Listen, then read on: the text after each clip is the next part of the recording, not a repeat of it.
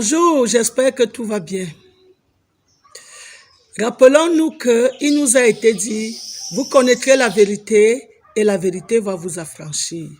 Et même que Dieu aurait dit, mon peuple périt faute de connaissance.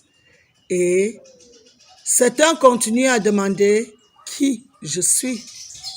Je suis Ongono Yvette Sylvie Bouquet,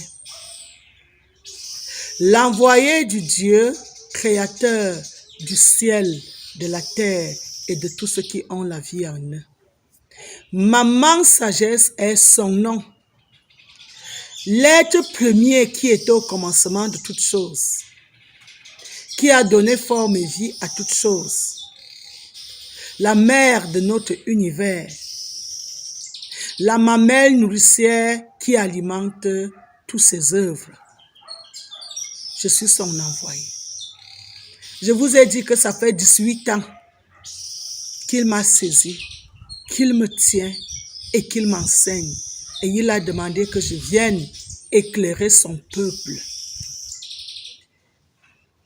Lui qui a créé de la plus petite partie qui est la particule, l'atome, la molécule, la matière, l'être, la terre, le système solaire, la Voie lactée, notre galaxie, la pléiade de galaxies que peuple notre univers, l'auteur de tout cela, celui qui donne la vie à tout ça, celui-là qui a le souci de réveiller en nous la vérité qui avait déjà disparu.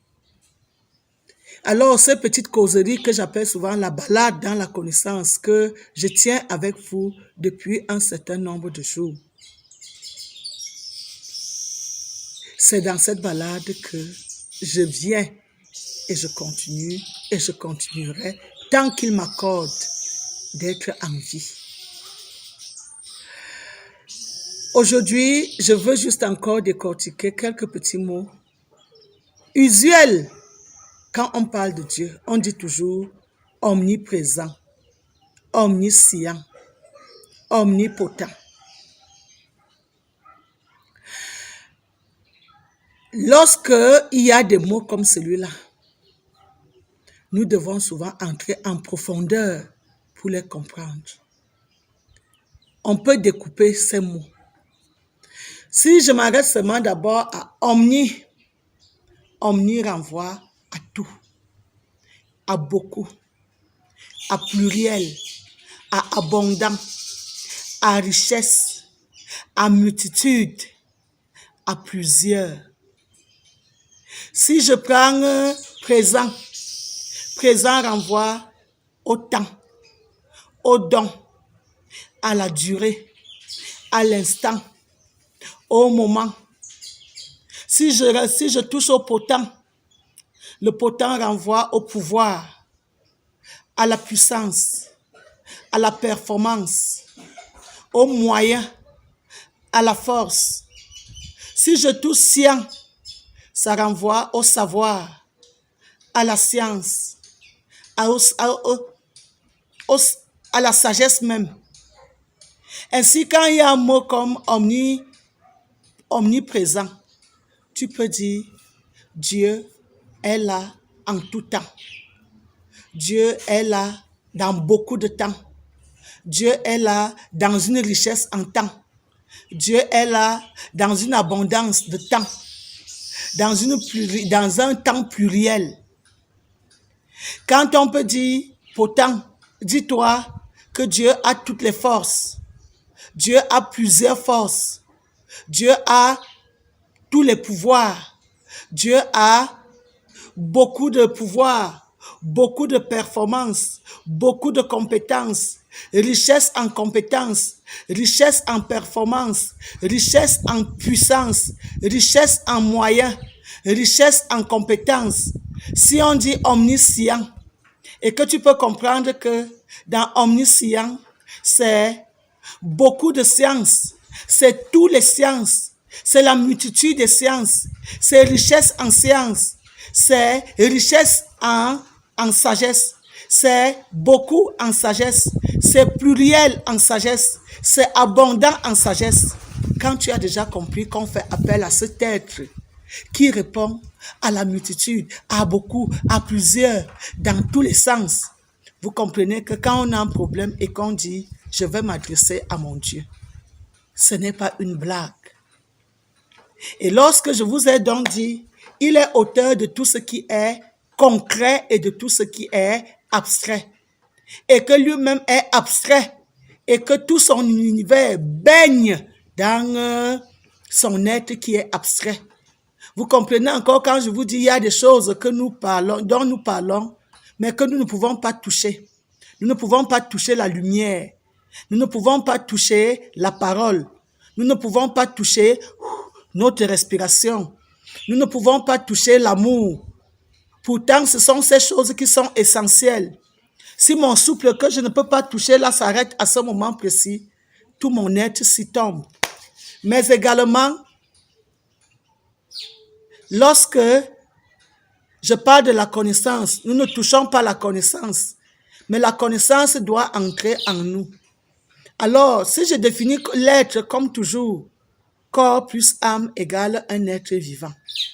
Le corps est palpable, mais l'âme n'est pas palpable. L'âme étant cette énergie que je vous ai souvent définie comme l'essence même de l'homme, qui porte l'homme.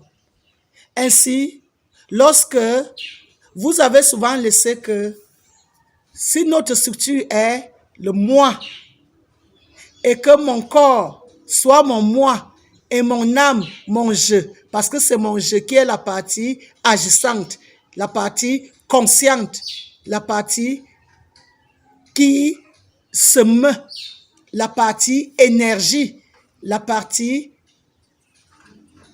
pouvoir de mon être.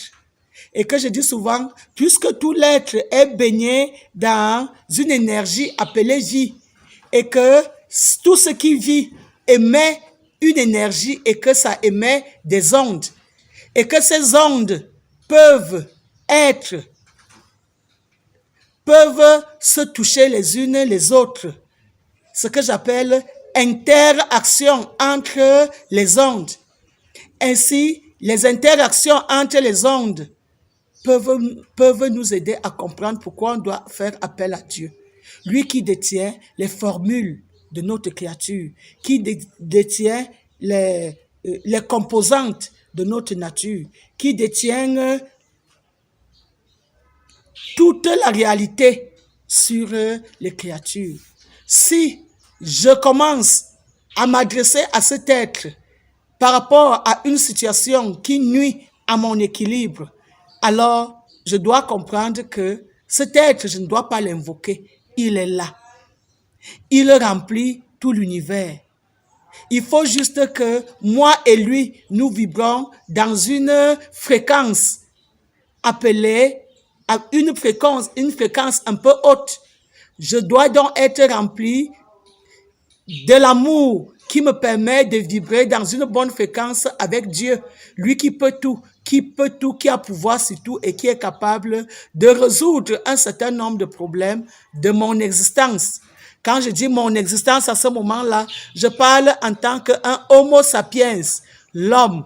Chacun de vous qui m'écoutez est un homme et vit une multitude de situations dont il veut se débarrasser et un type d'équilibre dont il veut maintenir.